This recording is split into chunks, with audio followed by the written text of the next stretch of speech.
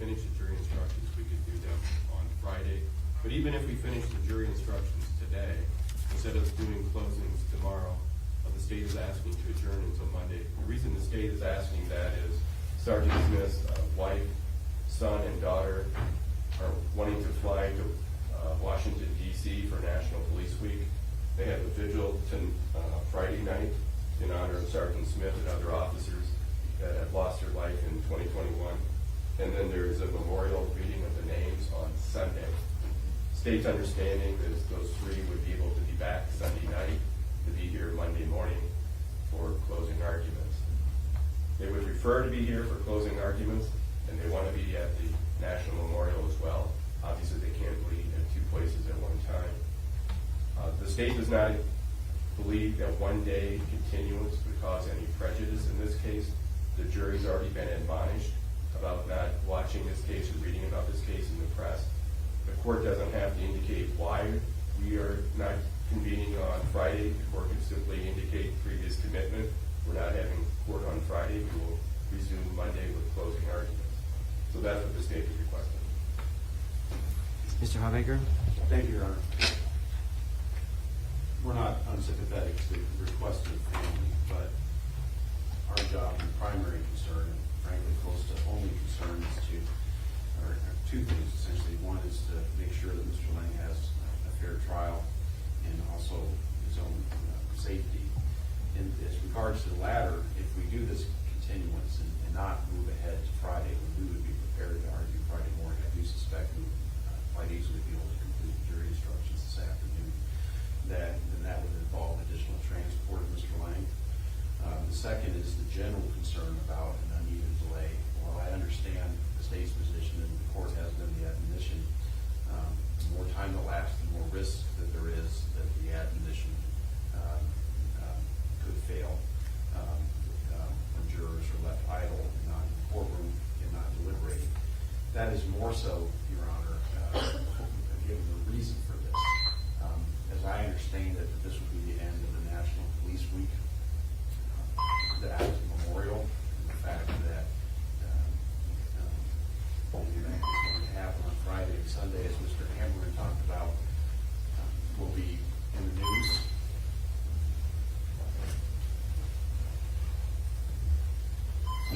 And I'm guessing on most, if not all, media outlets, especially locally, including newspapers and television, which makes that risk of failure of the admonition that much more heightened. So again, we are not unsympathetic, but we would resist not plowing ahead and arguing on Friday.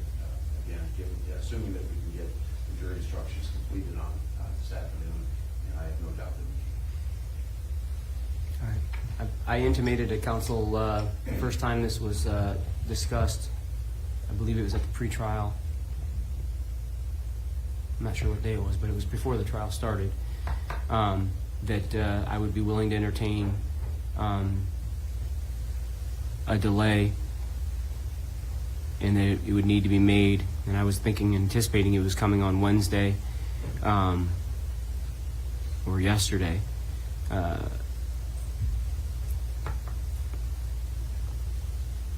I'm inclined to grant the delay, not necessarily just because of the family's request, but also, as I intimated before, and then if this trial was really going to be ending sometime around Thursday, Friday, that we would utilize that time to do instructions, to make copies for the instructions, and make sure that we're ready to go. As I've indicated to counsel, as the trial court in a trial, particularly a trial of this nature, I think percentage-wise, the number one concern on appeal is issues dealing with instructions. And so I don't want to rush those. I told counsel even before this issue was raised that we will be pumping the brakes when it comes time to deal with instructions. And so I'm inclined to utilize the remainder of today if that's what it boils down to. I'll take counsel's word for the fact that they may believe it's going to get done earlier today. but there's no guarantee of that.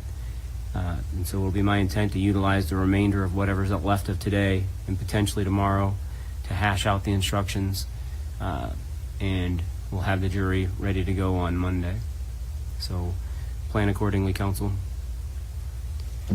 Just for the record, I did send out in the evening the court's draft set of instructions just for clarification and confirmation. Can counsel indicate for the record you received it?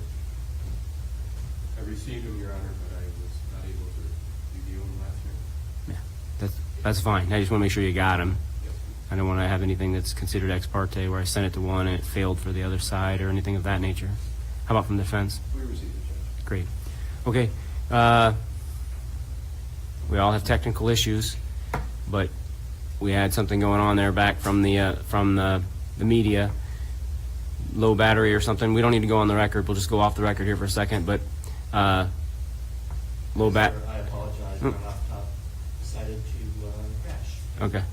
Dramatic crashes. All right. So fair enough. We all have issues.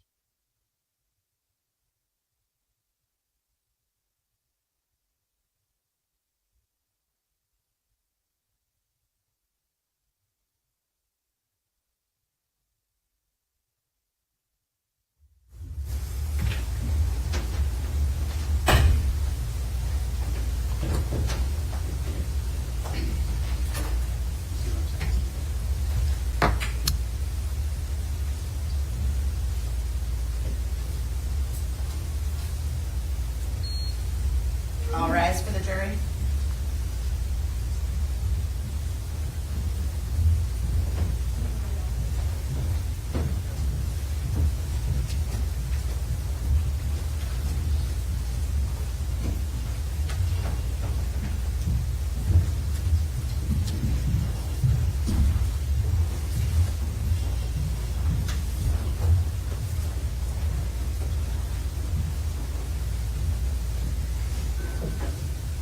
Okay, be seated. Good morning. Good morning. I always get a little chuckle out of my juries. They get a little possessive of their seats, and after a while, folks just kind of have like assigned seats when it just never fails. So, counsel, are we ready to begin with our witness today? Yes, Your Honor. All right, let's State would call Michael Tate to the stand.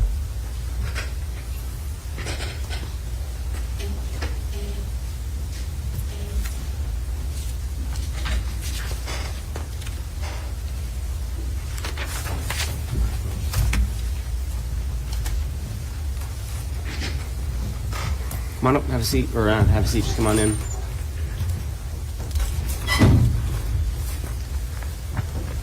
Can you raise your right hand? And do you swear or affirm the testimony you're about to give will be the truth?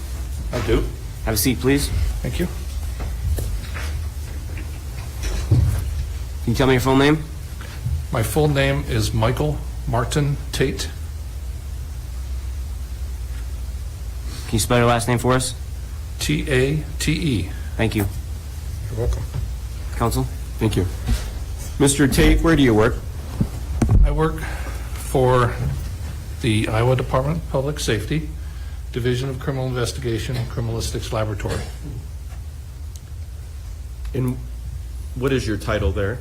I am a criminalist. What section of the laboratory, the DCI laboratory, do you work in? I am assigned to the firearms and tool mark section of the laboratory. And how long have you worked there? I've worked for the laboratory for about 32 and a half years. And how long have you worked in firearms and tool mark section? Unofficially, I started working in there doing on a part-time basis in the fall of 2007. Officially, I moved over in April of 2015. Can you briefly go through your post-high school education? Yes. I have 2 bachelor's degrees. One is in the Administration of Justice from the Pennsylvania State University. The other one is in Forensic and Toxicological Chemistry from the Westchester University, which is also in Pennsylvania. Soon after getting the second degree, I got the job here in Iowa and moved out here. Since that time, I have taken a number of courses and seminars and such put on by ATF, FBI, DEA, other laboratories, instrument manufacturers, and the like, even other laboratories on their techniques that they've developed. Most notably, I am a 2016 graduate of the National Firearms Examiner Academy that ATF puts on.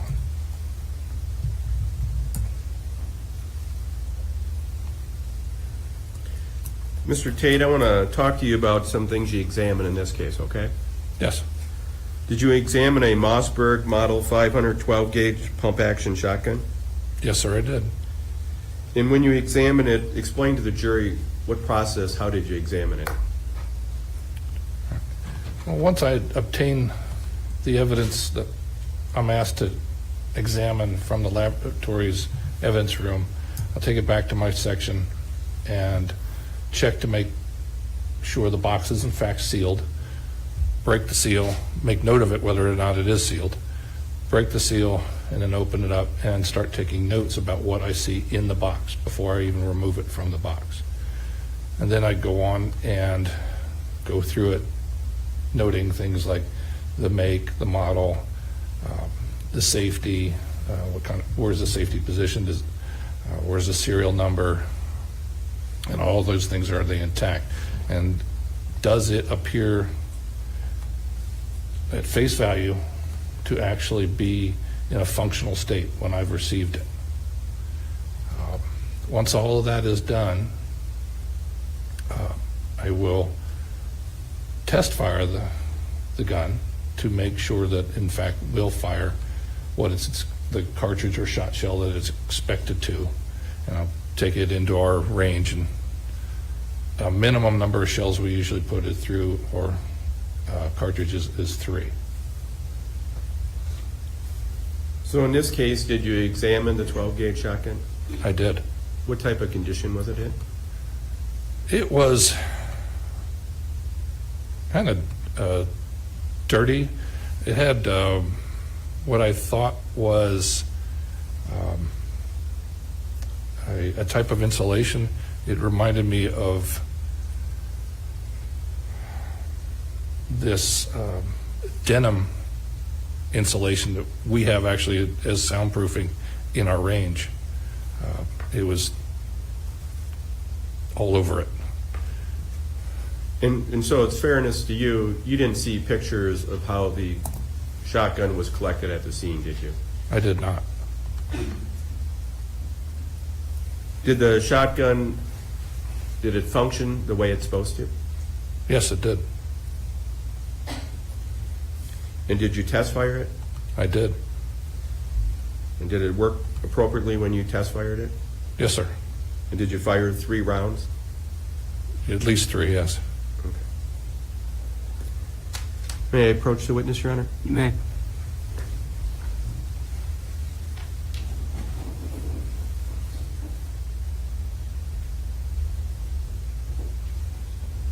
Mr. Tate, I'm going to show you what's been marked as State's Exhibit 5. I'm not trying to hit anybody with the box.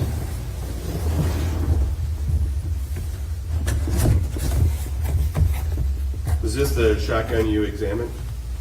Your Honor, may I? You may. Thank you.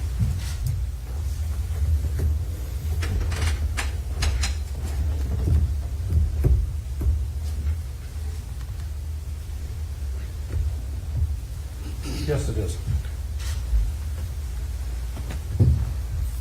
And can you show the jury how this shotgun functions? I can. Okay. And may this witness stand if he needs to, Your Honor? You may. Thank you. And did you bring any of what you, can you explain for the court, if you brought any rounds, what type of rounds they are?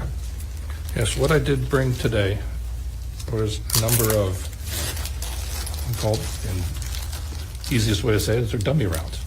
They are shot shells designed for proving the action of the firearm that I want to look at. We have these in all sorts of different cartridges as well, but this ones are actually 12 gauge. This happens to be one for a 2 3/4 inch shell, which was similar to what was used in this particular situation. There is no primer, which would normally be in the center of the base of the shot shell. And there is no powder in here. There is, however, shot to give it weight to allow it to function, because a light shell may not function the system as we would expect it to. And by using these dummy rounds, is it safe to show how the gun works with these dummy rounds? Yes. Okay. With that understanding, Your Honor, may he show how the gun functions with the dummy rounds? You may. Where would you like me to do this, sir? I'll defer to counsel. Mr. Tate, it might be easier to give you more room if you come down to the middle here. You have to keep your voice up unless you prefer moving your chair back and standing there by the microphone. I don't care which one you would prefer. Okay, I would think you get more room down here if you want to come on down. All right.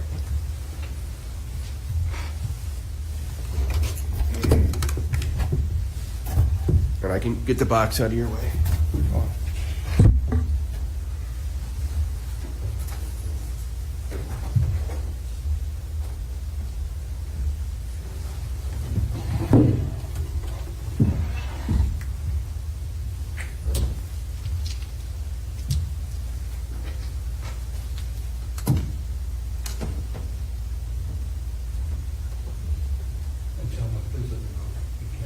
You're fine, thank you. The court reporter's behind you, so keep your voice up.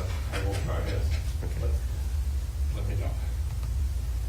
What I have here is one of the Mossberg Model 500A pump action shotguns. You have a magazine tube beneath the barrel.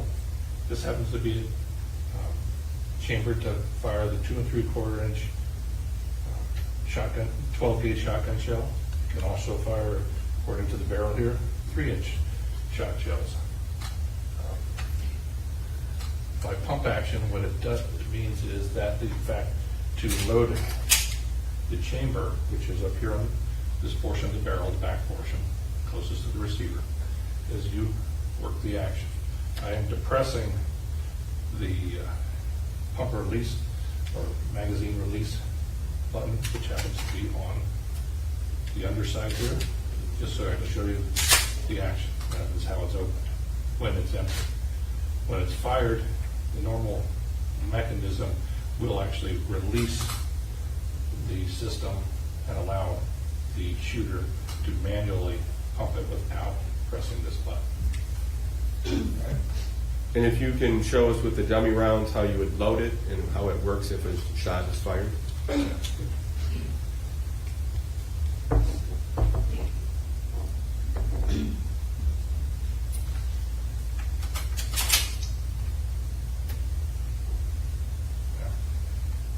You can simply put one with the chamber open, bolt back the chamber open. You can just simply drop one in and then close the chamber, and it will be loaded. For demonstrations, I'm going to take it a little further, and I'm going to load 3 of my dummy rounds through the magazine tube and then show you how it works as it goes through.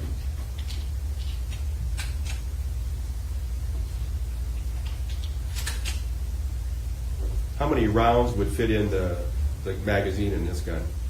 5. Okay, now I've placed 3 in the magazine tube. And when I'm ready, oh, and by the way, this is the safety lever. It is currently in the safe position. Okay. To take it off safe, I push it forward. But when we're ready to load it, the chamber, what it is done is by pulling it backwards, it releases one of the shells from the magazine tube onto a carrier, which then, as I push it forward, brings it up and forward into the chamber. Now, at this point in time, I could just hit that little release button by the trigger and just fire the shell out. But if I were going to test to see whether or not the trigger works and everything still maneuvers, then you have to squeeze the trigger, take the safety off, squeeze the trigger, And that is the hammer falling and striking the back of the firing pin, which is in the bolt itself. And then at that point in time, it would have struck a primer if it had been in there.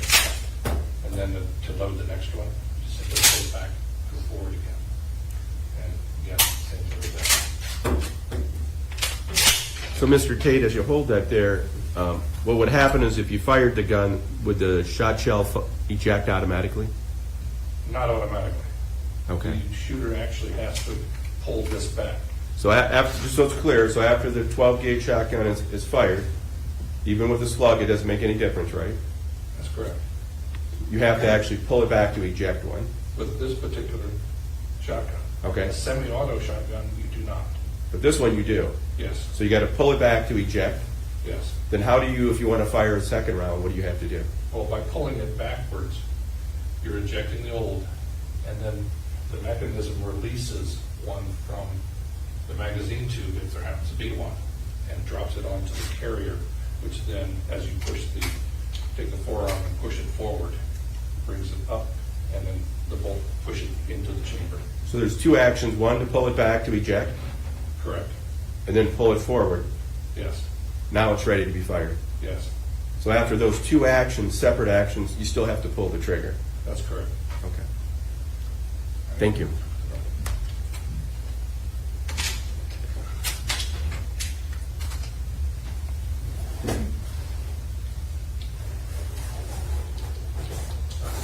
I'm going to actually, if you don't mind taking that back, I'm going to. Okay.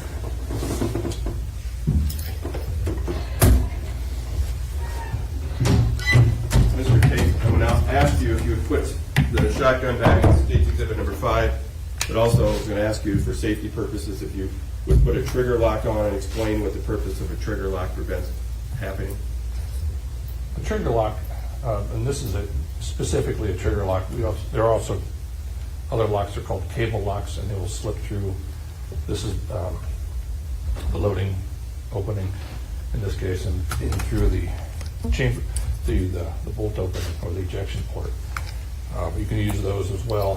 What it does, in either case, the cable lock is better to prevent anybody from ever loading anything. This should prevent anybody from ever pulling the trigger. It's a safety mechanism. Yes, it is. Just make sure safety's on.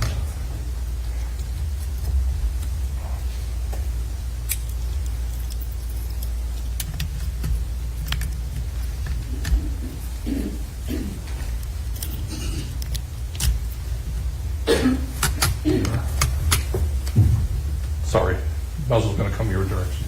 Thank you.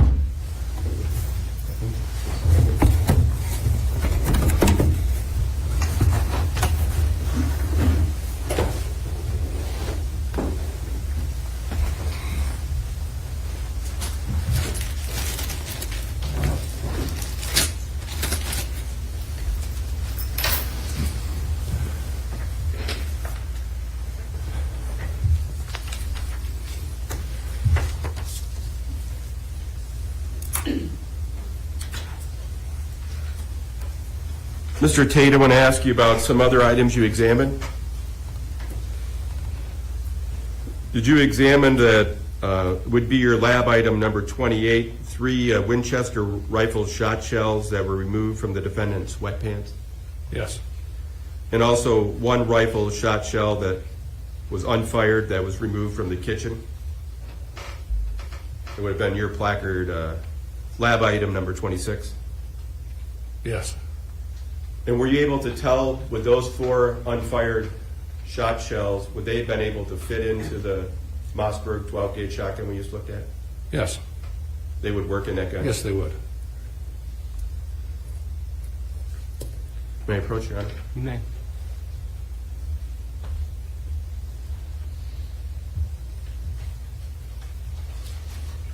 I want to show you State's Exhibit number 6.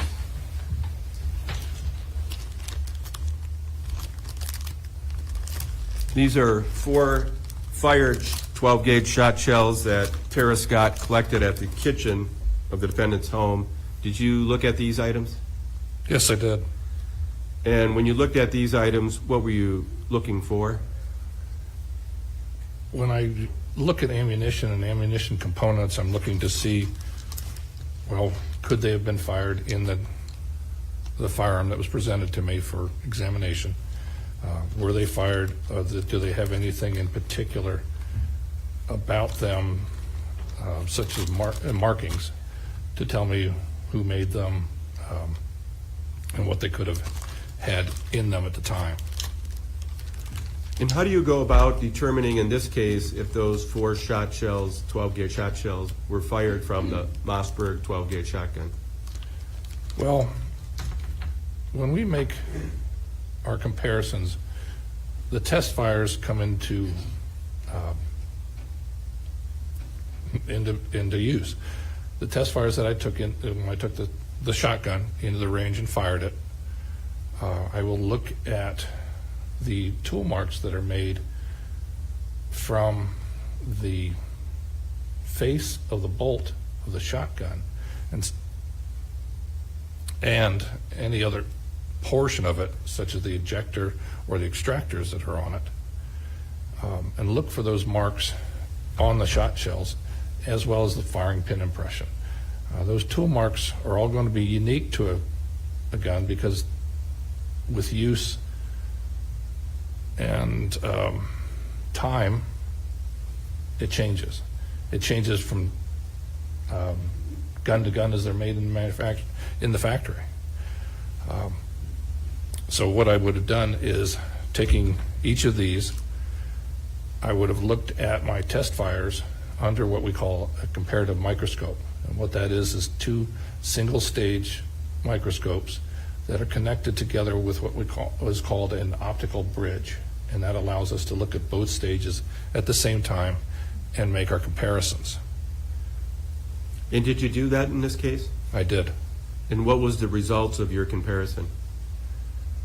I found, or I gave a finding of inconclusive. And why was that? Well, what I found, inconclusive, as much as it is a valid response by a firearms examiner, it's not one that we hope for. But in this case, what I had found was the breech face itself, which should have had machining marks on it from being made in the factory. It was coated with a layer of grime, and there was nothing for it to no way for the shot shell, which would have, when fired, it would have slammed back against that breech face. And if that breech face had been clean,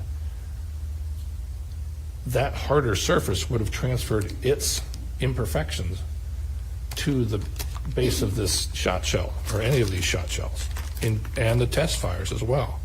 And those are what I've been looking for to make the comparisons. But because, as I mentioned, that there was a layer of grime on the breech face, there wasn't anything consistent to make that comparison with, and therefore I had to call it inconclusive. But there were similar characteristics on the shot shells compared to the test fired. Yes, there were. Okay. So State's Exhibit 6, the 4 shot shells that were found, fired ones that were found in the kitchen, you can't say, just based on that test, whether they were fired from this gun or not. That's correct. It might have been, but for this test itself, you couldn't say that. That's correct. But you did additional testing? I did. What additional testing did you do? Well, when I found that I had run into that issue, the next step for me is to see, well, were these actually cycled through the firearm at some point in time? And my demonstration earlier showed you cycling, putting them into the magazine tube and then working them through the system. In doing so, the magazine has a catch to keep the shot shells within it before it's needed or called for to be chambered. So that could make a mark. In addition, this particular shotgun has 2 extractor points, and those are little clips, if you will, on the bolt that go around and grab the rim of the shot shell to pull it from the chamber after it's been fired, or even if it's not been fired, those are there to pull it from the chamber. The other item I've mentioned is called an ejector, and that's a device that's meant to, once it gets, the bolt comes back to a certain point and it still has hold of the shot shell, whether it's been fired or not, it simply kicks it out of the ejection port. So Each of those will make a mark, or should make a mark. So did you look at the test-fired shot shells that you did at the range with this gun, and did you compare those to the 4 shot shells, States Exhibit 6, to see if the 4 shot shells in States Exhibit 6 had been cycled through this gun? Actually, I used live shells from our laboratory's collection and cycled those through on their own without firing them, Okay. and made my comparisons from there. And did you take pictures when you made the comparison? Yes, I did. May I approach, Your Honor? You may.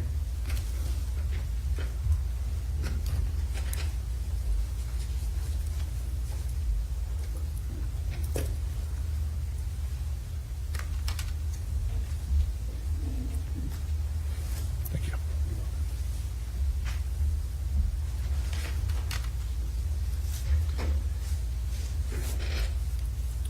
Mr. Tate, I've handed you 4 photographs. I believe it's States Exhibit 78 through 81. Yes. Are these just some of the photographs you would have taken to show your comparison to see if these shot shells had been cycled through this gun? Yes, sir. Do they appear to be fair and accurate? Yes, they do. The state would offer into evidence States Exhibits 78 through 81. 78 through 81 will be admitted.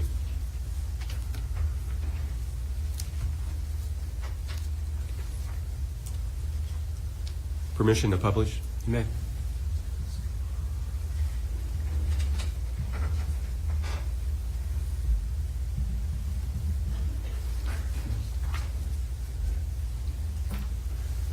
Mr. Tate, there's a laser pointer that works some of the time on the TV. Okay. If you can describe for the jury States Exhibit 78, there appears to be a line down the middle of what we're looking at. Yes, oh, it's just a hold on. Oh, it's not working well. All right, I'm just going to go with the description. Okay. What you see is a black line in the middle of the screen. We call that the line of demarcation. That to the left will be what was on the left-hand stage of my comparison microscope and what's on the right-hand stage. We commonly will put the known or the test-fired cartridge on the left-hand stage and the unknown on the right.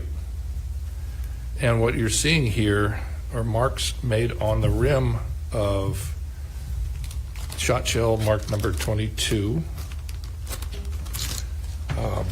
And this mark I was seeing consistently between the cycled and the fired, which the cycled would be on the left-hand side, or that could a test fire that would be actually one of the test fired rounds. This is one of the shot shells that's in States Exhibit 6 that you're looking at again. The one on the Right. image you see on the right-hand side. And what I'm looking at on the right-hand side near the line of demarcation is not as crystal clear, but what you're seeing on the left, I saw on the right, and they are the stria, the scratches that are made by the individual tool. In this case, I believe it to be one of the extractors inside the shotgun that would have pulled it free. It would have had to go around and grab onto the rim, but in doing so, it went around that rim and the edge of it scratched it in this pattern. So, Mr. Tate, if I understand what you're saying, then is the test fires on the left, one of the shot shells that's in States Exhibit 6 is on the right, and you're comparing to see if these lines match up. That's correct. And what was your conclusion? That they in fact did, and that was one of the cycling marks that I noted. So for one of the shot shells that we're talking about, number 22, lab item number 22, was that one cycled through this 12-gauge shotgun? Yes. Okay. I'm going to go to the next photograph then. State's Exhibit number 79. Can you walk us through this one again? Okay, this is another mark that was made that I found on both shot shells, both the test fire and the unknown. Where I believe these marks were made were in fact by either the ejector or the catch that's in the magazine tube, and that because as the shell is forced out of the magazine tube by the action of the pumping action, pulling that forearm backwards, it's got to push out and away past that clip, because that clip has tension to it.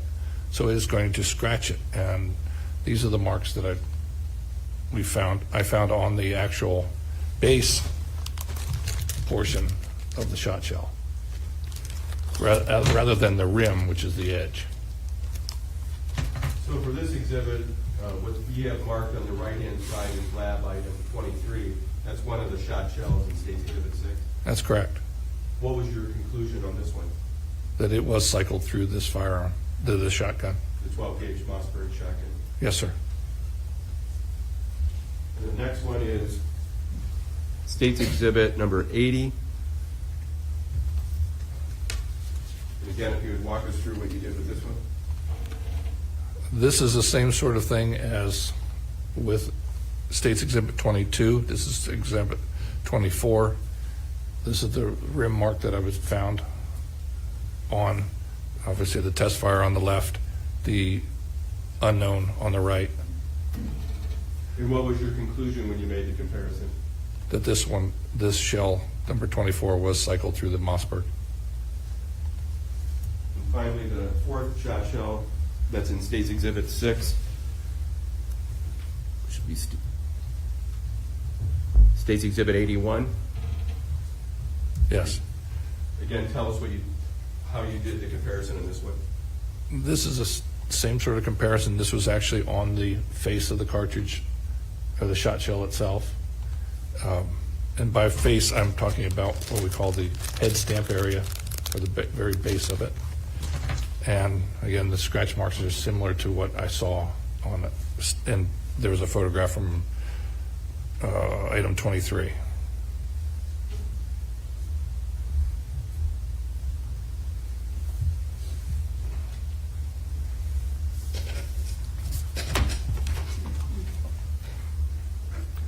So, Mr. Tate, State's Exhibit 6, what is your opinion for those 4 shot shells, whether or not they had been cycled through this 12-gauge Mossberg shotgun? I believe all 4 had been cycled through that Mossberg.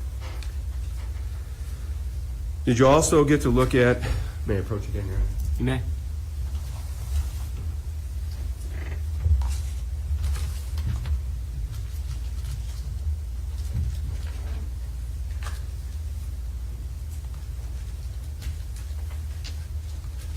I'm going to show you State's Exhibit number 8, and these are some waddings that were collected at the scene. I believe 4 were identified in the garage, 1 was identified in the driveway, and 1 was identified by the north addition. Did you look at these waddings? Yes, sir, I did.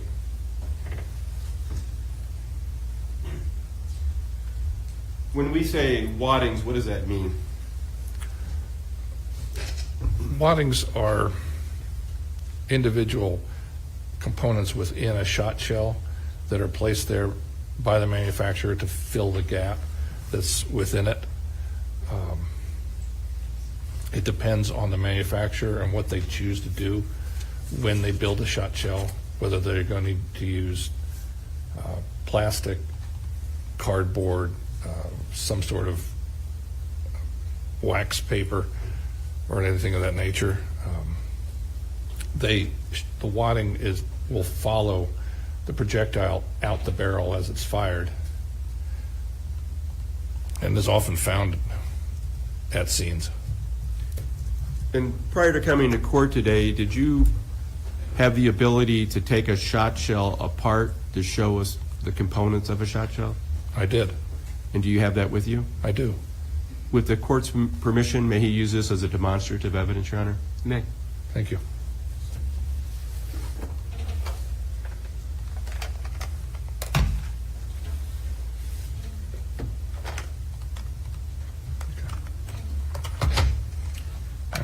Mr. Tate, can you explain what you did to the shot shell and the components of a 12-gauge shot shell? Okay. And this is a 12-gauge slug, I assume? Yes. Yes, it is. What I have here is what was turned into me to examine were, amongst other things, Winchester rifled slug shot shells.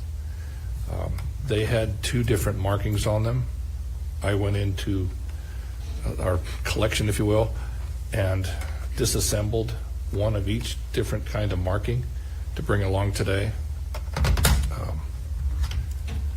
This is the whole shot shell as it is, and this is live, so I'll keep it up here. I can certainly leave the remainder with the court if you'd like. But that is what a live 2 3/4 inch Winchester rifle slug shot shell looks like. Inside of it, what I did was, we have a special cutter. It's a matter of a box and a razor blade, and you stick it inside of a hole and give it a twist, and it actually cuts it off. This is the base. This is the primer, the base, and I have a bit of wadding in here because when I'm done, anytime I do this, I will fill this with oil to get it to destroy the explosive compound that's in the primer, because the oil will ruin it. This little vial has the powder that was recovered from this particular shot shell. And working backwards from the opening, this is the projectile. It is reportedly a 1 ounce rifled slug. Below it was and I numbered these 1 through 4 because there were 4. In fact, in this, both of them there were 4 components. This one was right below the projectile itself. And then it appears that Winchester decided to make up the gap and added 2 more paper waddings. And I numbered them 2 and 3 as they came out, because they would have sat like so far. And the last wadding is kind of a waxy, thick paper that is called an overshot wad. And this is number 4. And it just sat like so inside all of this. So inside the 12-gauge slug shot shell, Yes. how many total waddings are there? 4.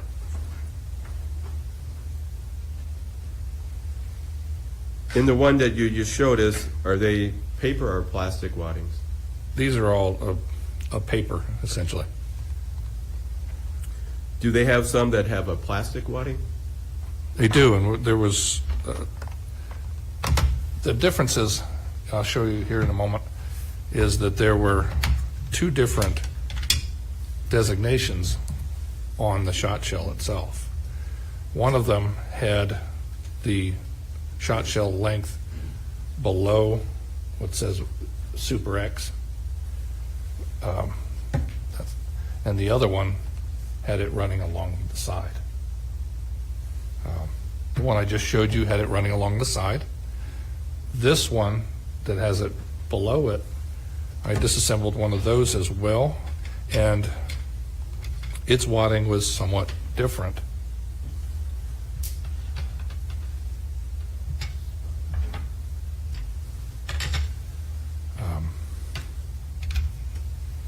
Again, the same kind of projectile and powder. Very similar undershot wad, if you will. But then the two spacers, if you will, to make up the gap, are significantly different. They're thicker and they're coated on both sides, as compared to, this is the one I just showed everyone, and this is one of the two from the one I'm demonstrating now. However, the difference between these two is that the over powder wad is plastic.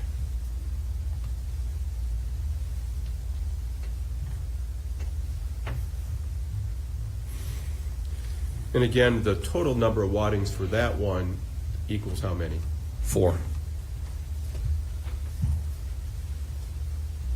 So the main difference is the over powder wad is plastic in that shell. Yes, I would say so. Okay. Thank you. If you don't mind putting them back in there. No.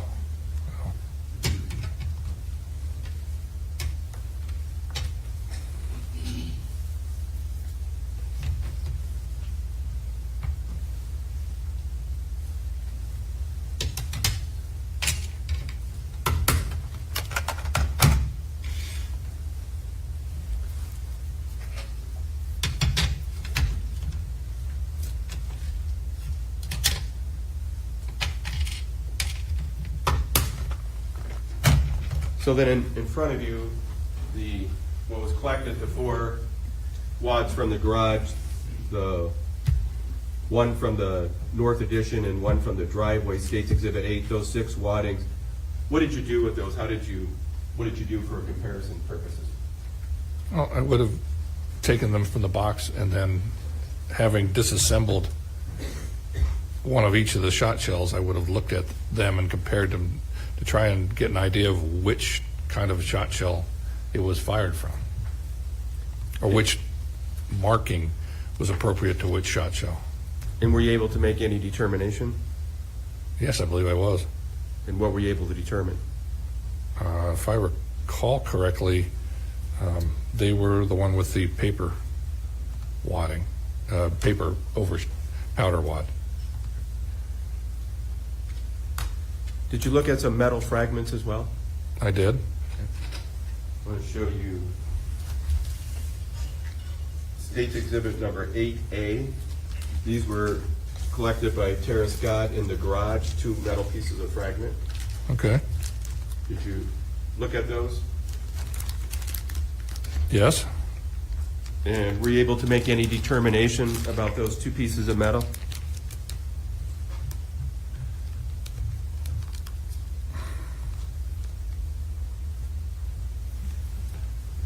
Let me ask it this way, it might have been Okay. a bad question.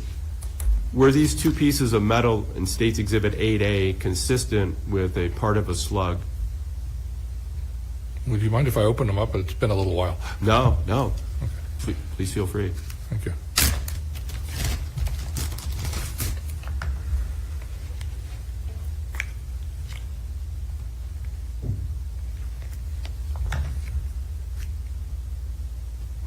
Yes, they are. I do remember this now. And can a slug, when it hits cement, can it fragment? Yes.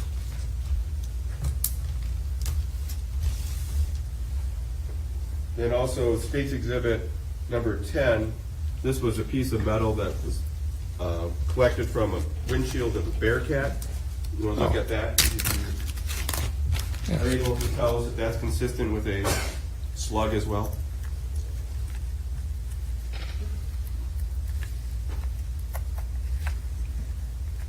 I did look at it. My initials are on it. Okay. Oh, yes. It has the glass from the windshield. But yes. That is consistent with the slug. Yes, it is.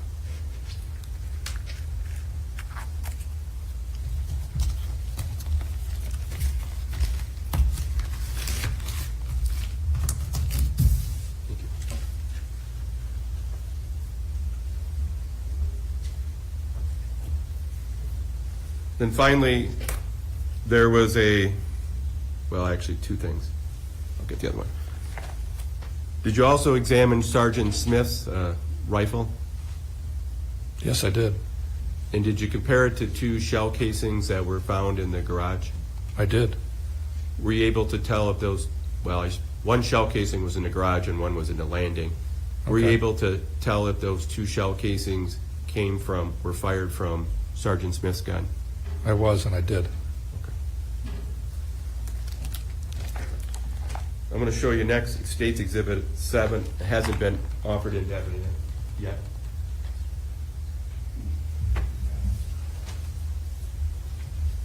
I'm going to show you State's Exhibit 7. Oh, yes.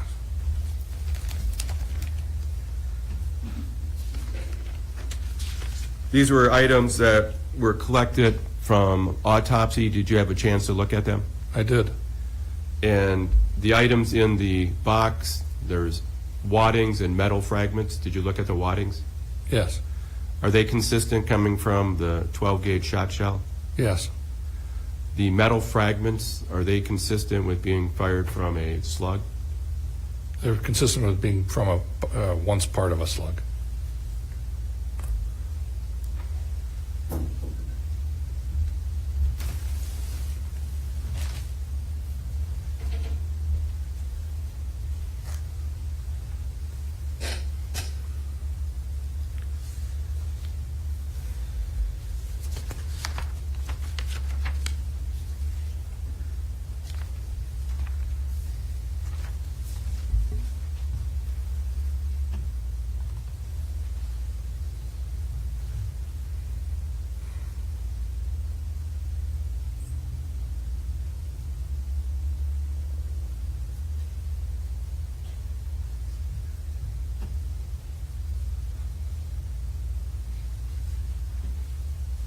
No other questions, thank you. Ross? All right, you can step down. Your Honor, would you like me to leave these shot shells that I disassembled? These are the demonstrative pieces? It is. No. We'll clean them up, and you can either take them with you or counsel can have them. But the court's not going to take them in or receive them as they're not been admitted. Okay. I wanted to ask before I left. Understood.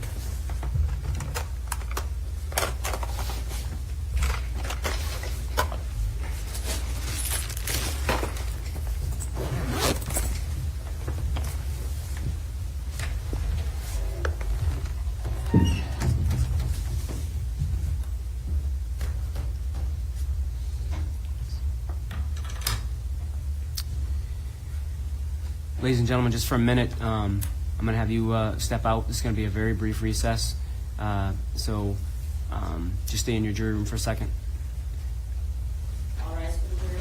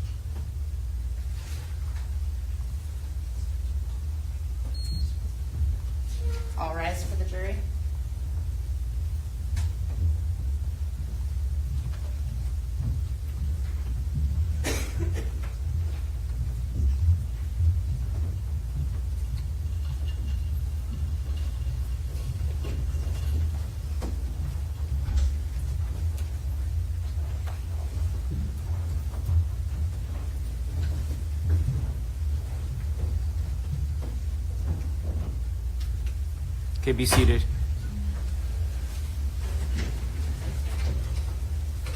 State, please call your next witness. Thank you, Your Honor. State would call Dr. Dennis Klein to the stand.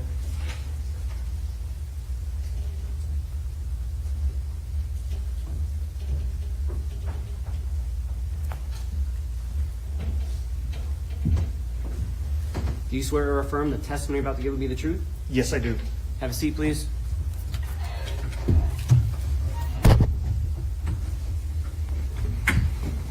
Can you state your full name? Yes, my name is Dennis Klein, Klein. Thank you. Counsel? Thank you. Dr. Klein, where do you work?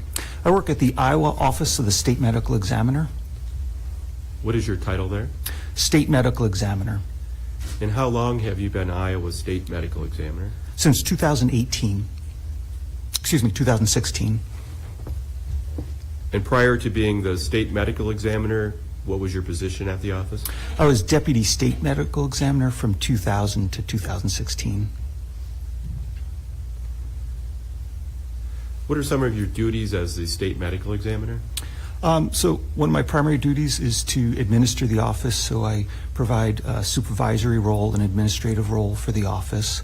In addition, I practice forensic pathology and perform forensic autopsies, and then I provide consultation to county medical examiners throughout Iowa. Are you licensed to practice medicine in any states? Yes, In which states? Iowa.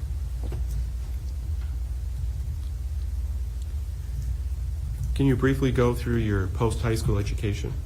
Yes, after high school, I grew up in Maine. I went to Bowdoin College, which is a four-year liberal arts college in Maine. I studied chemistry and got a Bachelor of Arts degree in chemistry. Then I went to the University of Vermont College of Medicine, where I received the MD degree. I then went to Boston, where I did 1 year of internal medicine internship, and then continued on at that same hospital doing anatomical and clinical pathology. And then after completing that program, I went to the University of New Mexico, where I did fellowship training in forensic pathology. So I took boards in anatomical pathology, clinical pathology, and forensic pathology. Are you board certified? Yes. What does it mean to be board certified? So board certified means that you have an MD or DO degree, you've successfully completed an accredited program in residency and or fellowship, and then you take and pass a comprehensive examination. And you mentioned you're a forensic pathologist. What does that mean? So if we break it down into forensic, which is we're dealing with the courts and the law, and pathology is the study of disease. It's a subspecialty of medicine that focuses on that area of intersection between medicine and the law. May I approach, Your Honor? Okay.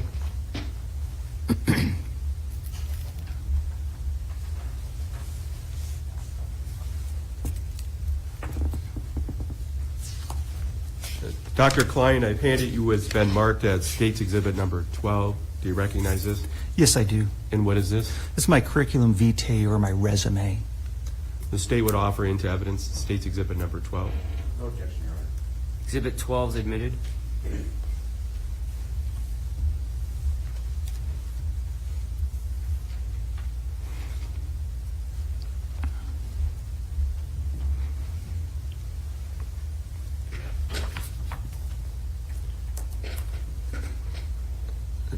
Dr. Klein, what is an autopsy? An autopsy it's an examination, and it's an examination on a person who has died with the primary purpose of determining a cause and manner of death, as well as examining for diseases and injuries, and it's also the opportunity to collect various specimens for other medical type tests. Is there a standard procedure or protocol you follow in an autopsy? There's a general process for all autopsies, and then depending on the circumstances of the case, there may be certain specific things that are done for that case that wouldn't be done on other cases. Can you explain to the jury in general what the standard procedure or protocol is for an autopsy? Yes, much like when you go to the doctor and have a physical examination, as a pathologist, we do a head-to-toe examination of the body, looking for various features. We look for injuries. We look for various diseases. We'll disrobe the body. We'll look, again, for any types of injuries. We'll document those both by taking notes that then get dictated into a report, as well as taking pictures. Sometimes we'll take an x-ray to look to see if there's any retained objects like knife tips or bullets. And then we make incisions into the body to actually observe internal organs to see if there's any diseases or injuries and correlate that with what we saw on the outside of the body, and then also correlate it with the circumstances around the death. We use that opportunity to collect specimens, everything from bullets to blood specimens that then can be tested later in laboratory by specialists in those areas of science. And then we put that all together with history to write a report, and that's the autopsy report. And then we also use then that to certify the death, which means to determine a cause and manner of death, which is put onto a death certificate. At some point during the autopsy, do you wash or clean the body? Yes. And why do you do that? Well, oftentimes when there is injury, there's going to be blood, and the blood is going to obscure key features on the skin that help us determine what caused that injury. And approximately in your career, how many autopsies have you conducted? I've done over 4,800 autopsies in my career.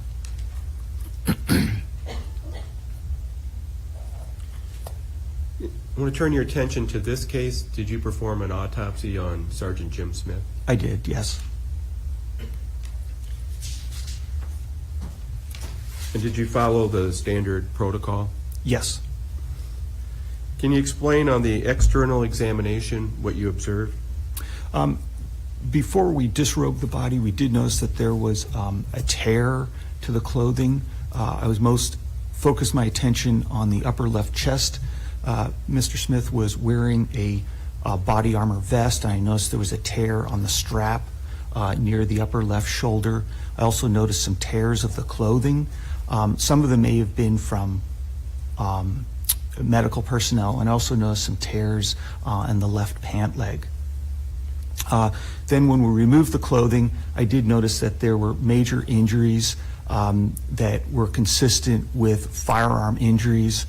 After washing the body and taking an x-ray, I was able to determine that they were shotgun wound injuries that occurred with entrances on the upper left shoulder, chest area, and on the back of the left leg.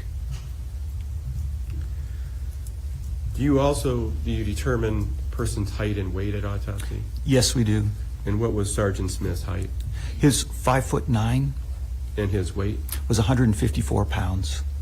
Do you have the age as well?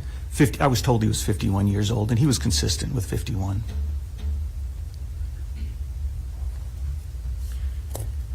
You mentioned you did an autopsy report in this case. I did, yes.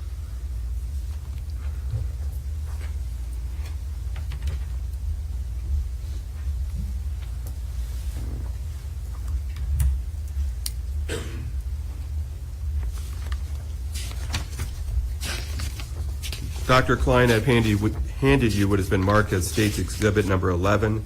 Do you recognize this? I do, yes. Can you tell us what this is? This is the autopsy report. I'll just note for the record, it appears that page 8 is missing. I'm glad you caught that. I may have a...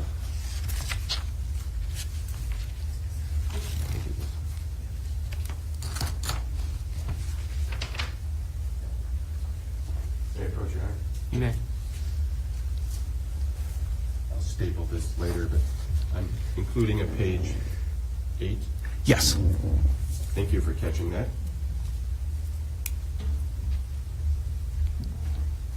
The state would offer into evidence State's Exhibit number 11.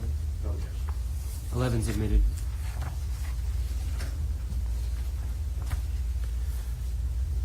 Dr. Klein, prior to coming into court today, did the state ask you to select some photographs that would be helpful for you explaining your testimony today? Yes, And did you pick out these photographs yourself? I did, yes. May I approach? You may.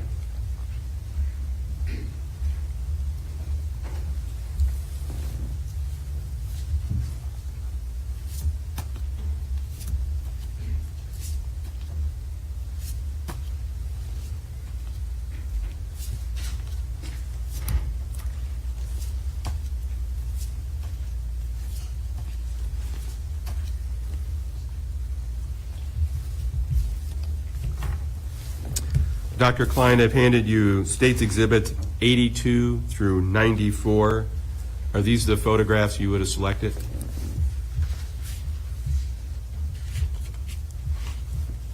They may not be in the same sequential order. Yes, these all appear to be the accumulation of photos that I had picked. Thank you. Are they a fair and accurate depiction of how Sergeant Smith would have looked when he arrived and during the autopsy? Yes. State would offer into evidence States Exhibits 82 through 94.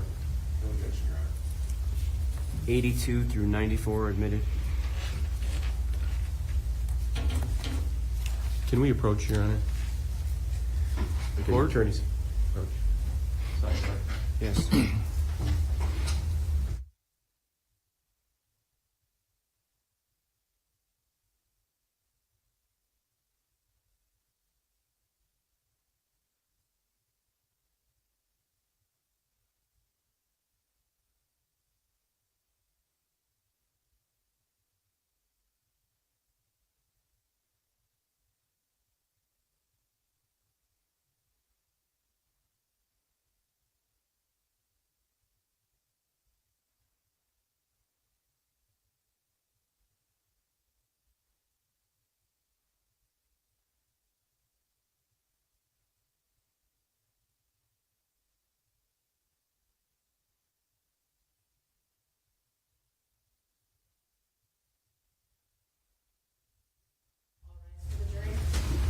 Heed the admonition during the break.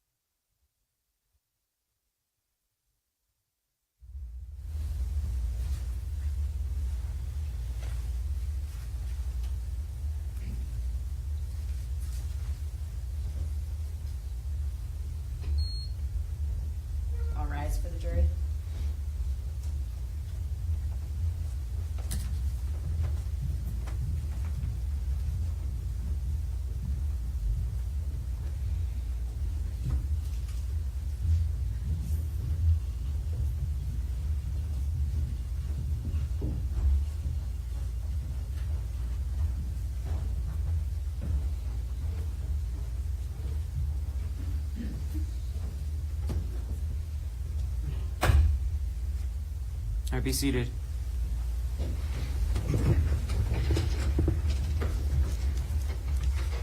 Proceed, counsel. Thank you. Dr. Klein, let's start with evidence of injury. Did you see any evidence of injury to Sergeant Smith's chest area? Yes. Describe for the jurors what you saw. What I saw in the upper left chest near the left shoulder was a large defect with surrounding abrasion that was consistent with an entrance wound of a shotgun wound injury. I guess we should have backed up. You said you took some pictures also of how Sergeant Smith arrived. Yes. I want to first start with State's Exhibit photograph number 82.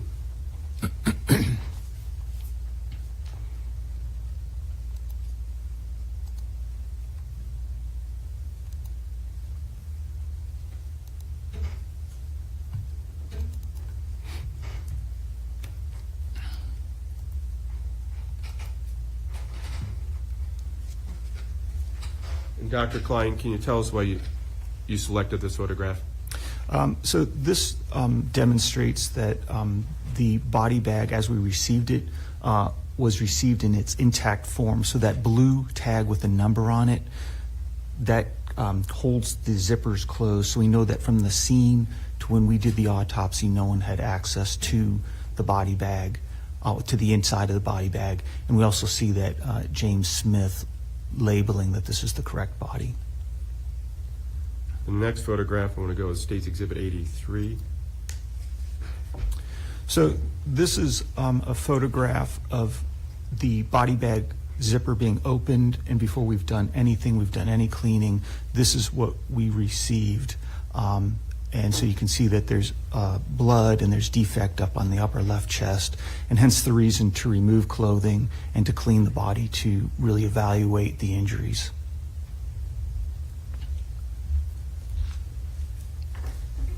Next photograph, State's Exhibit 84. So this is a picture of the inside of the body armor vest.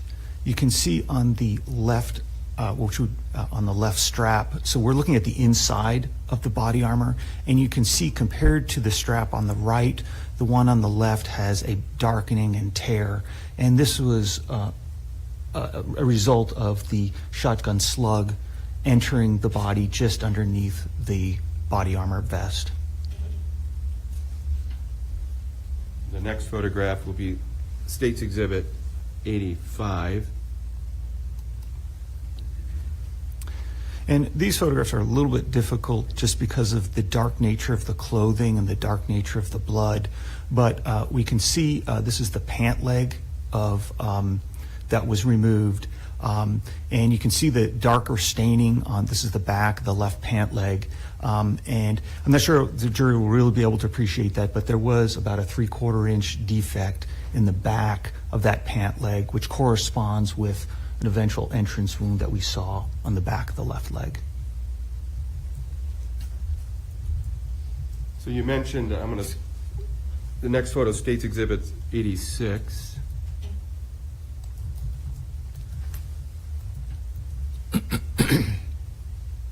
us what this photograph shows. So this gives a total body view of the injuries that we can see looking at the front of Mr. Smith's body.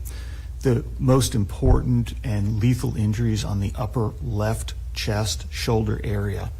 There's a gaping defect in that area, and then surrounding that is abrasion. So when you saw that vest strap up against that area, as the slug came, it just skirted underneath that vest, and it also caused damage to other areas around that entrance wound because the skin is lifted and slapped up against that strap, causing that large amount of abrasion on the upper chest. And then we also see, we'll have other photos that'll depict them as well, but those are exit defects on the left thigh. That's from a slug that entered the back of the left thigh and fragmented and caused multiple tears. I'm going to jump to next State's Exhibit 88. Could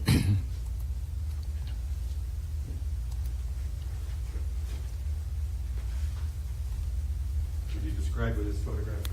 Yes, so this is focusing in on the upper left chest, front of the left shoulder area. You can see that large red area is a combination of the abrasion or scraping of the skin as the slug started to enter the body, and then towards the left side of that large red area is an open defect, and that's where the slug actually entered into the body and continued to travel through the rest of the chest. Can you tell the jury where the slug would have traveled through the Sergeant Smith's chest? Yeah, so it entered just underneath the left collarbone. We call it the clavicle, and then it continued to travel from his left all the way to his right in a slight front to back trajectory. In that area of the body, there are major structures, including blood vessels that go right underneath the clavicle, the ribs, the left lung, the arch of the aorta, so there's the heart and then the large major blood vessel that is about the diameter of a quarter, comes off the top of the heart, that tore that major artery, and then it continued to damage the right lung, and then eventually we found damage and various fragments of the slug as far back as the muscles into the right shoulder blade. Would this wound have been considered fatal? Yes. And did you find any indications of a part of a slug or a shot shell? Yes. What did you find? I found they were gray metal, probably lead fragments. Some of them had almost a comma type shape, consistent with my experience in retrieving slugs from other cases. So when the slug, which is a large chunk of projectile that's shot through a shotgun, when it enters and hits the body, it tends to fragment in these pieces. Along with that, there's what's called wadding, which is almost like a cardboard type of material that sits behind the slug, and that also was found along with those other fragments. And then there was also a piece of black fragment consistent with the black shirt that Mr. Smith was wearing also got pushed into the wound. So were all the wadding, the pieces of slug, and the piece of his uniform or shirt, were they all inside his body? Yes.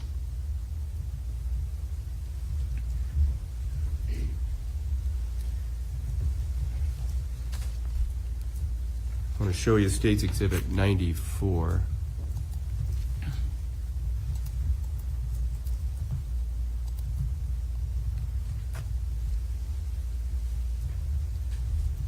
Can you tell us what this photograph shows? Yes, so this shows the complete aggregate of the projectile fragments that are recovered from various parts of the chest, everything from the left chest, middle of the chest, and even back towards the shoulder blade. And the components, you can see the grayish metal fragments are the main parts of the slug. The tannish pieces, those are like that cardboard wadding material, and then the little black piece of fabric on the top, that's probably from the uniform shirt. I want to show you State's Exhibit number 7. It's been taken out of the package, but the box is still here. Can you tell us if you recognize what's in the box? Yes. And is that what we see in State's Exhibit 94? Yes, it is. And that was collected during autopsy? Yes. The state would offer into evidence State's Exhibit number 7. No objection, Your Honor.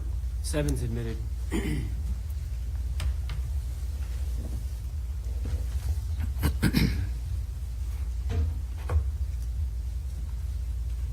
For the record, I'm going to take them out of the box, which has markings on it, and put it in the baggie, which is marked as State's Exhibit 7.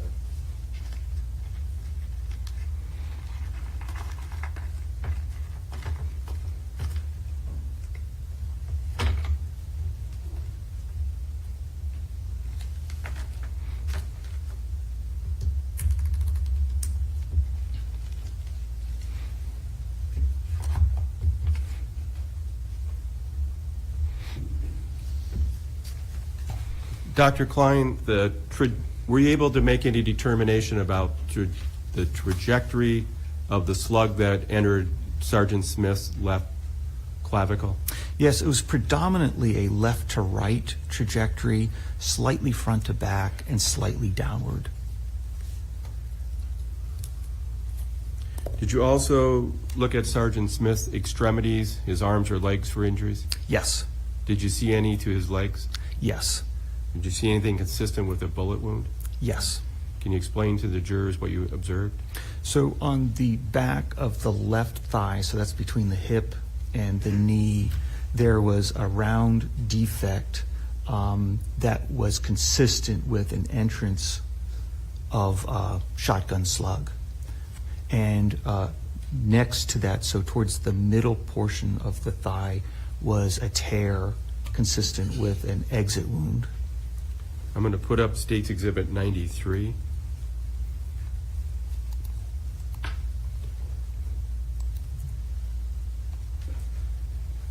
And Dr. Klein, can you describe what this photograph shows? Yeah, so this is the back of the left thigh. The small round dot on the lower left portion of the photograph, that's the entrance site of the slug. The large gaping defect where you can see muscle and fat, that's part of the exit wound after the slug had entered into the left thigh. So on Sergeant Smith's left thigh, the back of it, that would be an entrance wound Yes, to the back of his thigh. yes. I'm going to put up State's Exhibit 89.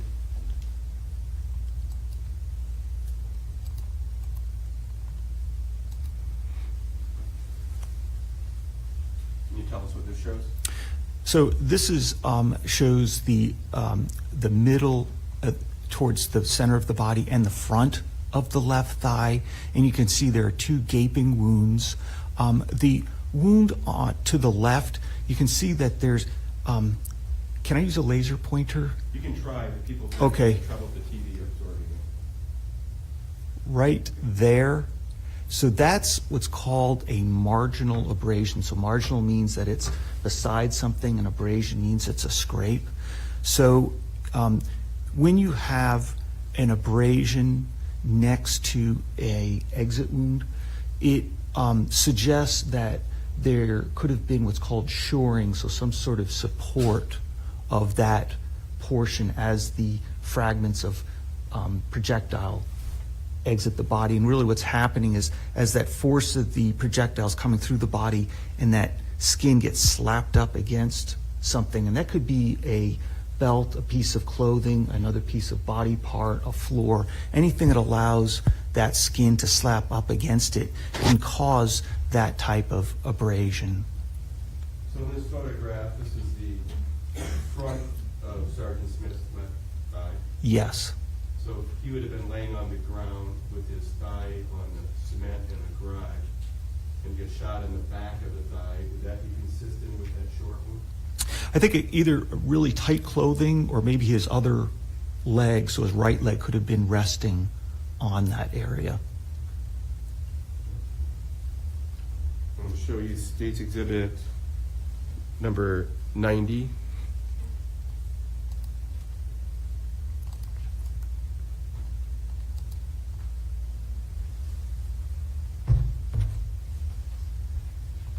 What is this photograph show? So this is the right thigh, and this would be the middle, so towards the center of the body. So if you look at the right and left thighs, and they're like this would be in that central portion right here. So this is a contusion or a bruise, and it correlates in its location with that exit site and where that short abrasion occurred on the middle of the left thigh. So it's possible, and this is suggestive and supportive, that this right thigh may have been resting on the central portion of that left thigh at the time that that bullet is exiting the left thigh.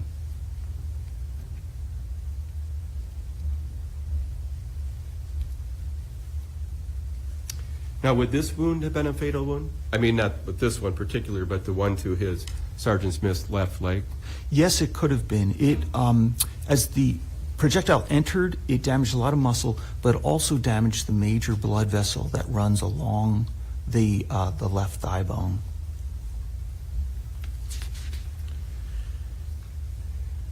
Did you, I'll just put next photograph, State's Exhibit 87.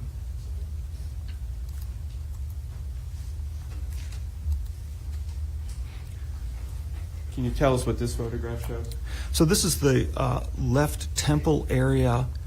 This shows an abrasion and a small little tear called laceration on that little triangular piece on the left external ear. Do you know what would be consistent with causing this type of injury? It's non-specific because it's an abrasion. I think the possibilities are include him falling on an object. There's also a possibility this would be in the right location. In addition to the slug and the other wadding pieces, sometimes there are other pieces of wadding that if the weapon is close enough, there can be not necessarily in that exact same trajectory as the projectile itself, but I've had other cases where these other pieces of wadding or plastic cup components can hit the body and they can leave non-specific type injuries like this.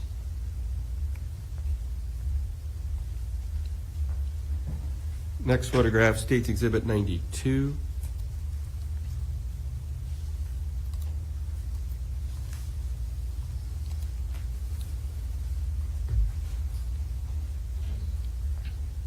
What does this photograph show? And so this shows, again, non-specific blunt force injuries, abrasions, so they're little scrapes. So this could have occurred when he falls. It could have occurred any time immediately before the actual shooting. But they're scrapes that occurred on the right side of the face and forehead. The next photograph, State's Exhibit number 91.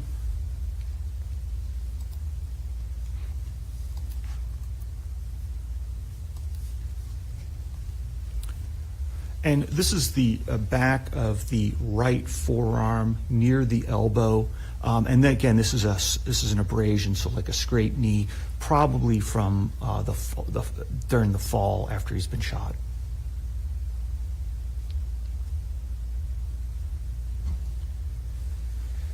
I think that'll conclude our photographs. I'll take that down.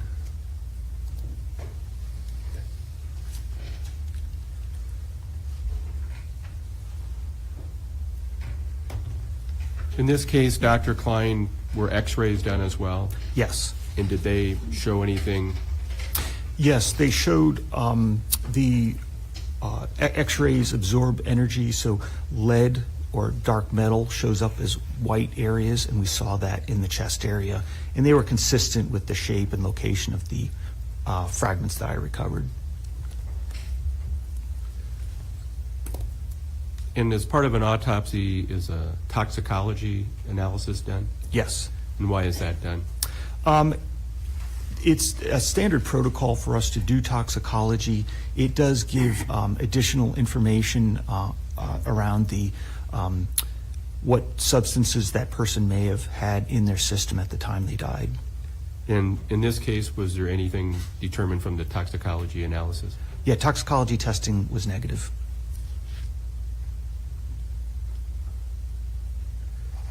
Dr. Klein, do you have an opinion as to within a reasonable degree of medical certainty as to the cause of death in this case? Yes.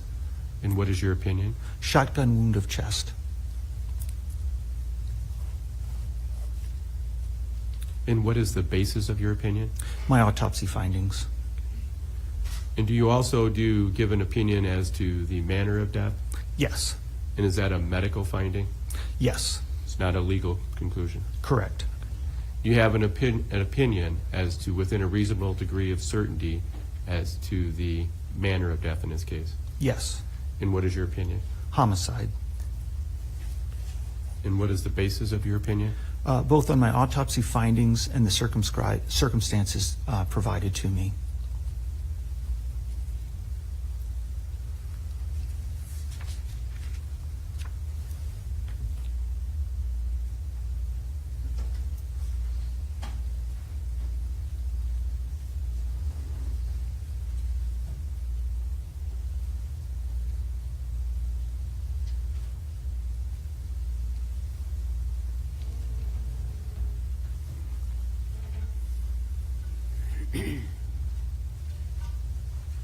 No other questions, thank you. Cross? Morning, Doctor. Good morning. The determination that it was a homicide is one of the roles of the autopsy report. Is that right? Yes. And what are the other manners available to you in your reporting? So there are a total of 5 manners. So they include natural, accident, suicide, homicide, and undetermined. Okay. And my understanding is homicide simply means at the hands of another. Yes, that's correct. Okay, due to the acts of another. Correct. Okay. And as Mr. Hammer was pointing out, that is not a legal conclusion by you. Correct. It probably is where the intersection of forensics is and medicine and the law. That's kind of where it ends at that point. Fair enough? Yes. Okay. So it's not a determination that a crime occurred, Correct. or if a crime did occur, what level or type of crime occurred. Yes, that's also correct. Okay. I don't have anything further. Anything further? No, Your Honor. Okay, you step down. Thank you, Your Honor.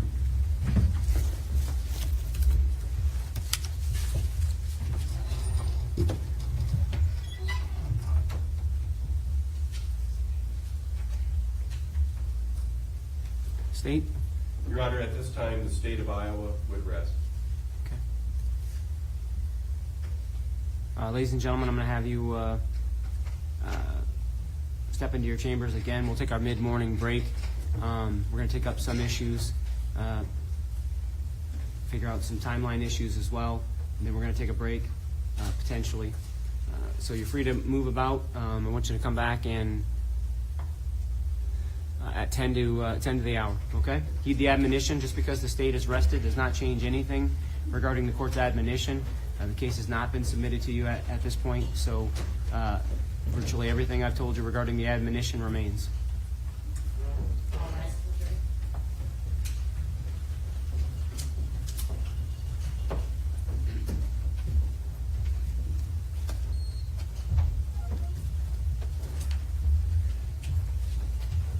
the jury.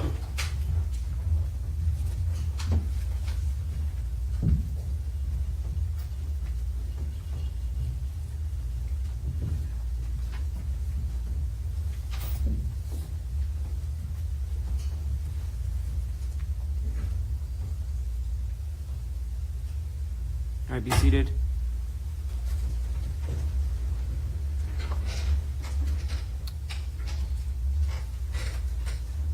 Don't let me forget, obviously, we want to take up any motions at this time from the defense, given the state's conclusion of evidence. But before we go there, I just want to know, for the purposes of scheduling, and I guess as promised, we did have a sidebar this morning. I want to memorialize that, which I think was pretty obvious and evident based upon the court's comments afterwards, but we excused the jury at the request of counsel just to confirm that there would be some etiquette demonstrated by the media regarding the autopsy, and I just took it one step further and made clear that it was not a courtesy on their part, but an order of the court. As far as the sidebar is concerned, state concur with basically what transpired. Yes, Your Honor. Any further record you want to make? No, Your Honor. Same question to, or questions to the defense? Same answer, Your Honor.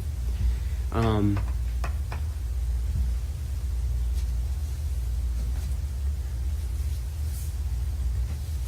I want to go through exhibits. We don't have to do this on the record, so reporter, you don't need to be on the record now, but don't go anywhere because I do want to make further record in a minute. If we're all on the operating from the state's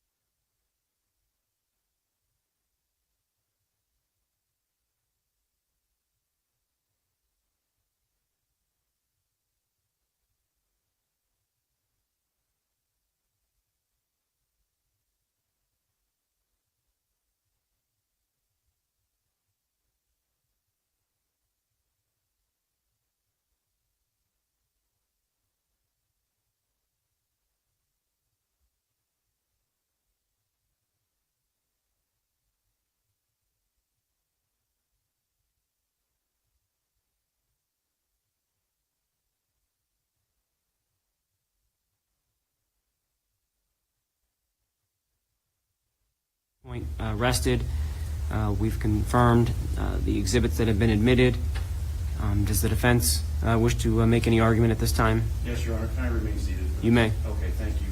At this time, we'd like to move for a directed verdict as to count one. There is no substantial evidence that, number one, that there was premeditation on behalf of Mr. Lang, nor was there a substantial evidence to establish malice aforethought during the two events that led to the shootings of Mr. Lang's gun. Because of the failure of those two primary elements of murder in the first degree, we move for directed verdict in count one. As it relates to count two, there is no substantial evidence that the firing at the Bearcat by Mr. Lang was intended to kill anyone, nor that it was targeting, given especially the status of the front of his home. It's easily simply a random shot out the hole in the front of his house. As to number three, there is no substantial evidence that Mr. Lang intended to cause a serious injury to Officer Niehaus. There's clearly evidence of an assault, but no indication that that assault was intended to cause serious injury to Mr. Niehaus. For those reasons, Your Honor, we move for directed verdict on counts 1, 2, and 3. State. Thank you. Your Honor, the state would resist the defendant's motion for judgment of acquittal on all three counts. Thank you. As the parties are obviously well aware, the court, upon reviewing motions for judgment of acquittal or directed verdict, based on the sufficiency of the evidence, the court's required to review the evidence in the light most favorable to the state. The court draws all fair and reasonable inferences from the evidence, taking all of the evidence into consideration, including both direct and circumstantial evidence. The court does find a question of fact has been engendered regarding count one, and all four elements relevant to count one, to the extent that there is a question of fact that the defendant shot Sergeant James Smith.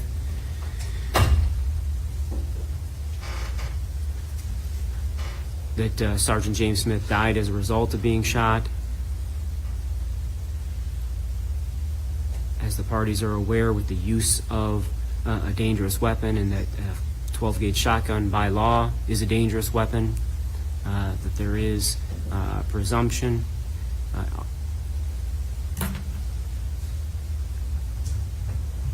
where the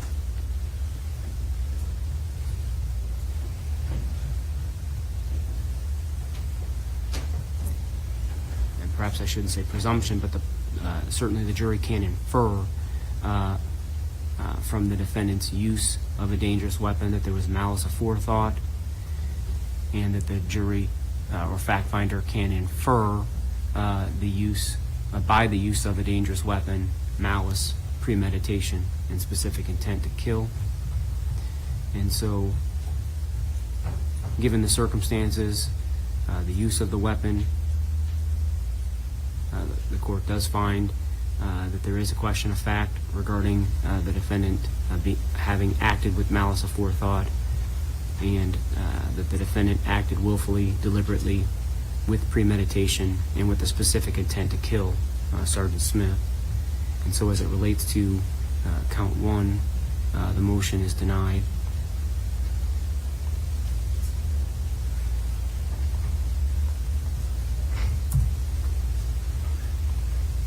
Concerning count two, the court does also find, considering the standard I set forth previously, that there is a question of fact that the defendant shot at the Bearcat, which was the armored vehicle with a number of occupants in it, primarily Chas, I forgot how to pronounce his name, I think it's Ocean, Chas Ocean, as the driver, and certainly the placement and where that initial shot was placed certainly would reflect an intent to have shot at the actual driver or operator of the Bearcat. It's a question of fact that the defendant, by using a 12-gauge shotgun with a deer slug, that he set or expected to set in motion a chain of events that would cause or result in the death of Chas Ocean or any other occupant of the Bearcat. And again, the defendant specifically intended to cause that death. And so I think a question of fact has been engendered to those 3 counts, and consequently, the court will deny the defendant's motion as it relates to count 2.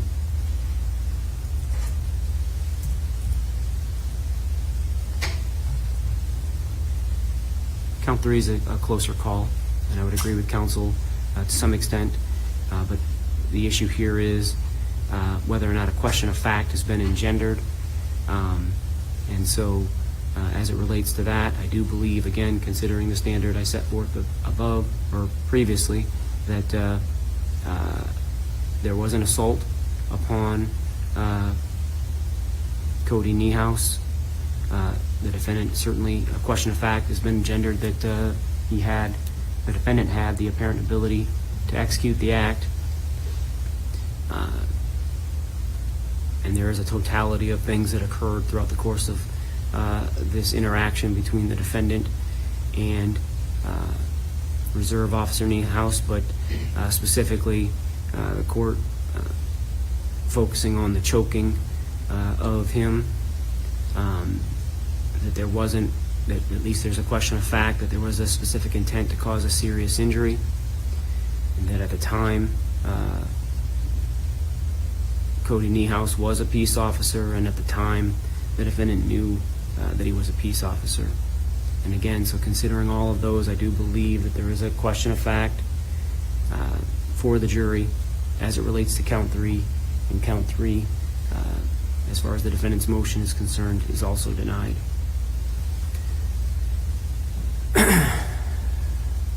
All right, so the jury's here.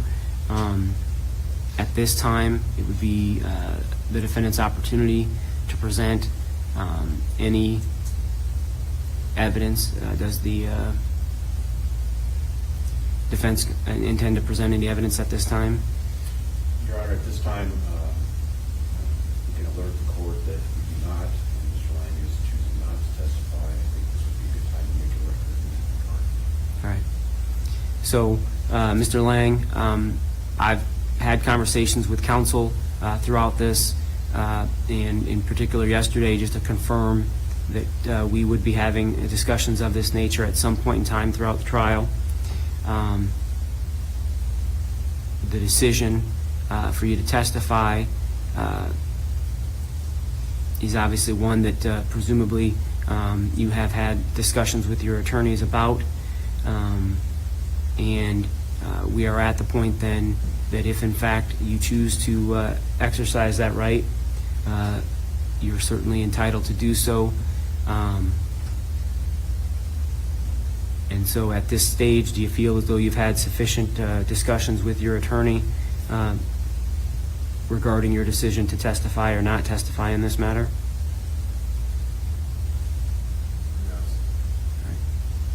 And counsel's indicated that the decision in this particular case is such that you will not be testifying. Is that correct?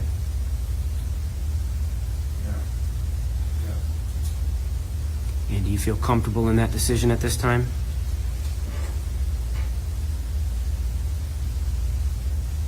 Yes.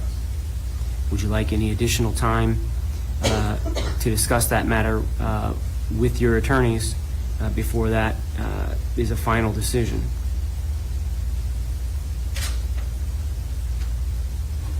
No, sir. All right. Along those lines, there will come a point in time that I will instruct the jury, and I'm sure your attorneys have already spoken to you about this as well, but nonetheless, I'm alerting you to it, that as we deal with these instructions, there will be an instruction that indicates to the jury that the defendant has opted not to testify, and they cannot draw any conclusions from that.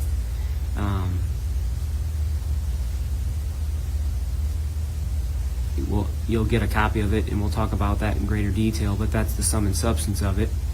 That instruction will only be given if, in fact, you ask for it. There's two schools of thought as it relates to that. There's one that insists that that's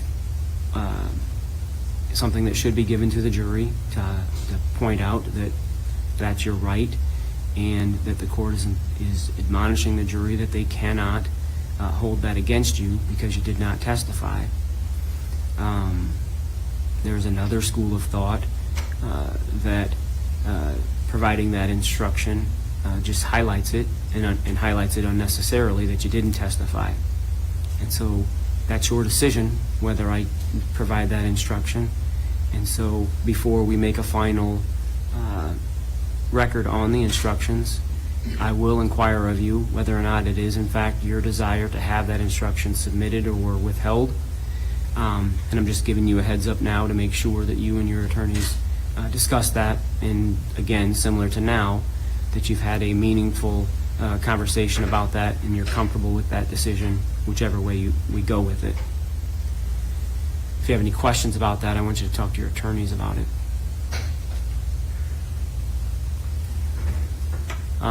Anything further from the defense regarding either one of those issues?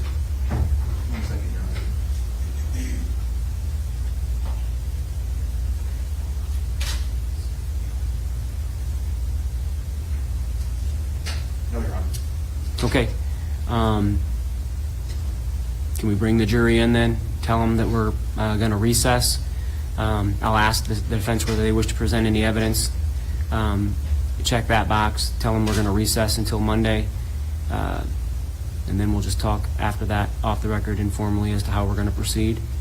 Any problem with that? No. I apologize, Your Honor, I had. Nope, I understand. I basically said that my intent would be to bring in the jury now, to advise them that, well, first of all, ask that if, on the record and in their presence where the defense wishes to present any evidence, and then tell them that we're going to recess until Monday. Understood. Okay. Let's bring him in.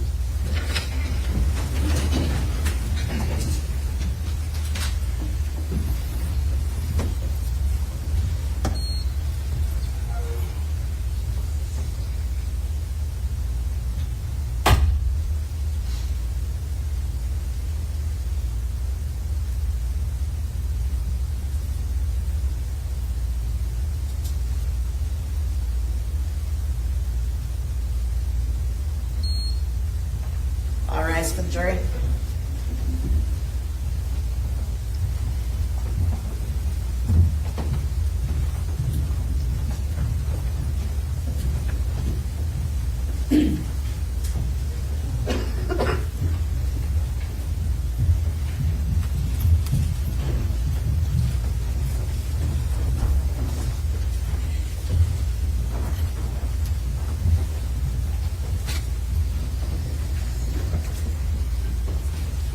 Be seated.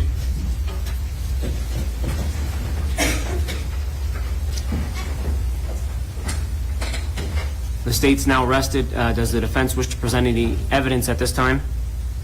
Your Honor, we're opting not to present any additional evidence and would rest at this time. Okay, ladies and gentlemen, with that then we have concluded the evidentiary phase of this trial. As I've alluded to throughout, the next step will be the court providing you with the instructions, and then counsel arguing after I've read them, and I'm required by law to read them to you. Counsel and I are going to conduct some discussions regarding the instructions. We'll formalize those, we'll make copies of those and present them to you. We are going to take a recess, and it's going to be a longer recess. We're going to recess until Monday. And so you're going to be free tomorrow and for the remainder of today to allow us to work on those, to make sure that we've got those things, all our I's dotted and our T's crossed. Okay? With that, nothing's changed by way of your admonition, as the case has not been submitted to you. And so the court obviously always has concerns, heightened concerns, when we take a break for a weekend, because that opportunity for things that might create issues and problems for all of us are just that much more prevalent over the course of a weekend. And so the court's ordering, obviously, but entrusting that you're going to heed that admonition, that you're going to stray away from whether it be the barbecue and the neighbor who's well aware of the fact that you're on this jury wants to come over, particularly after a couple of beers, and start chirping in your ear about their opinion of jury service or of this case or whatever the case may be, that you walk away. And you make it clear to them that you want no part of that and that they shouldn't be talking to you about that. Or whether you're at the dinner table and your spouse is just utterly fascinated and wants to talk about it, that you don't talk about it until the case is submitted. Your social media presence at this point in time over the course of the weekend is going to be obviously even that much more an issue, as folks are, I'm sure, becoming more and more aware of the fact that you're serving on a jury. And if you're in this community, there's only one jury trial going on, and so it won't take a lot to figure out what trial you're on, and they're going to want to be a part of it and pick your brain about it. And again, I want to make sure that you don't take any part of that. You don't do anything that would even invite it. And so all the other things I talked to you about, as far as, the research of this case, of the parties or anybody about it, the news accounts of it that might be there, whether it be current ones on TV or archived ones online, stay away from it. Okay? I will apologize up front. This is a little bit of a longer break than I would like, but it's the court's decision to take this long of a break, and so I'll take full responsibility for it. As I've alluded to always, at the conclusion of a jury trial, the court's going to have an opportunity to talk to you, and I will be happy to answer any questions that you have about the process or anything about the case in general at that time. So we'll talk in greater detail then. So heed the admonition. We'll want you back here ready to go at 9 a.m. on Monday. All